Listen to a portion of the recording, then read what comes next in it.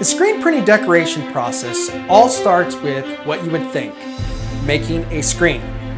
Now, this all starts with taking a blank screen that has been reclaimed or essentially cleaned and is then ready to be reused. The blank screen is first coated with what is called emulsion, which is essentially a glue that after about an hour of being coated dries and is then hard. From here, we actually have a coated screen that is ready to be burned and turned into a stencil. Next, what we have to do is we actually have to print each color in the artwork separately onto a transparent film, which is called a film positive.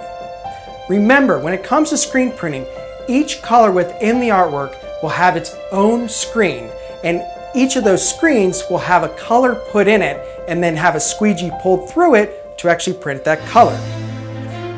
First, you must, again, print the different film positives, and then once you have each film positive printed, we're going to take them and tape them actually to the coated screen and burn it, also known as exposing the screen, to essentially burn the image that is in the film positive into the screen. How we do this is we actually take the screen, put it in what is called an exposure unit that essentially exposes it using UV light. Now, the amount of time that the screen is exposed is all based on the mesh count of the screen.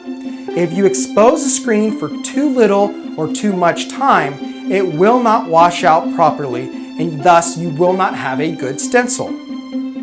Now, like I mentioned, the type of mesh count will dictate the amount of time that a screen takes to be burned. There are different mesh counts for screen.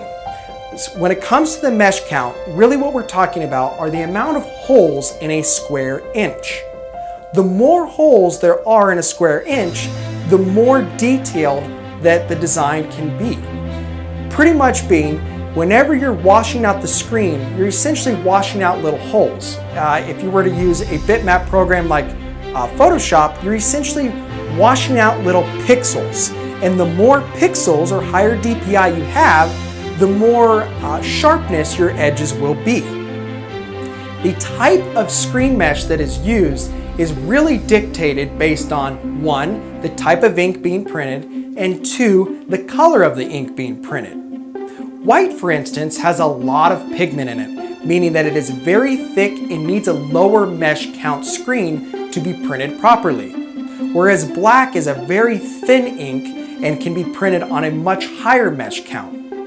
Most of the time when you're printing transfers, we're using meshes between 60 and 186, but they even go up all the way up to 320, which again, if you're thinking about a 320 mesh screen, it's going to be for fine detail and it's not going to lay down as much ink as, for instance, an 86.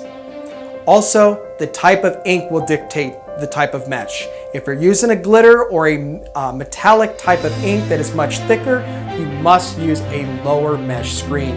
And again, you're going to be restricted to how much detail will be able to be within the design. Once you have the screen properly picked out and burned, you will then need to put it in an industrial sink and essentially wash it out just using a typical water. You can use a typical garden hose or an actual power washer to wash out the image.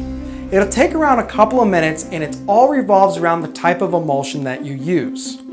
The important thing is that you do not put too much pressure into the screen and actually hurt the actual image in which you are taking more of the emulsion out than you want.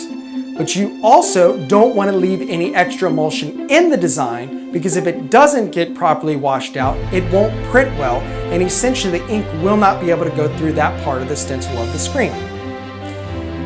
Creating a screen print stencil to actually screen print takes a lot of practice, but with a little bit of time, anybody can get good at it. If you have any questions about how to create a screen for screen printing, please do not hesitate contacting us. Thank you.